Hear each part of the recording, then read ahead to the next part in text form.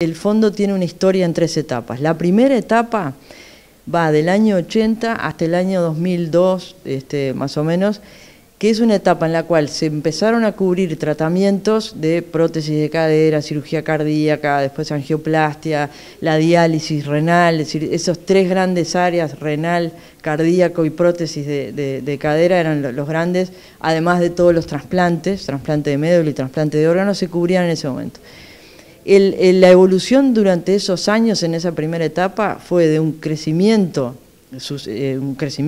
constante de esas solicitudes y una situación en la cual el fondo terminó, de acuerdo a lo que dijeron las consultoras, que se contrataron 2 consultoras argentinas en ese momento, que el fondo estaba quebrado financieramente. Es decir, el modelo del Fondo Nacional de Recursos, cobertura universal, que ya era cobertura universal, en la forma que se estaba gestionando no era viable económicamente. Previamente al 2005 había medicamentos de alto costo, había medicamentos biológicos, empezaron a aparecer el imatinib, el trastuzumab, el rituximab, todos esos medicamentos aparecieron antes para estos tratamientos. Y en ese momento había grandes dificultades para que el sector público los pudiera comprar, pero que además el sector privado había algunos que no, algunos sectores, algunas IAM no las daban, otros sí, había una situación realmente complicada.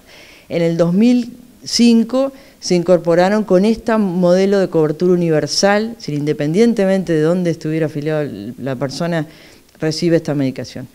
Y a partir del 2015, digamos en esta tercera etapa que va hasta ahora, lo que pasó fue una consolidación del Fondo Nacional de Recursos como un financiador, como el segundo financiador después del Fondo Nacional de Salud, como un financiador específico para cobertura de alta complejidad y de alto costo. Actualmente tenemos, el año pasado por ejemplo, casi 30.000 personas que accedieron a tratamientos financiados por el Fondo Nacional de Recursos y casi 8.000 personas que están en tratamiento con medicamentos, 8.000 personas. Se partió de un número de 80 en el 2004-2005 a casi 8.000. No existe un modelo como el fondo en otros países, ningún otro país, en la región menos.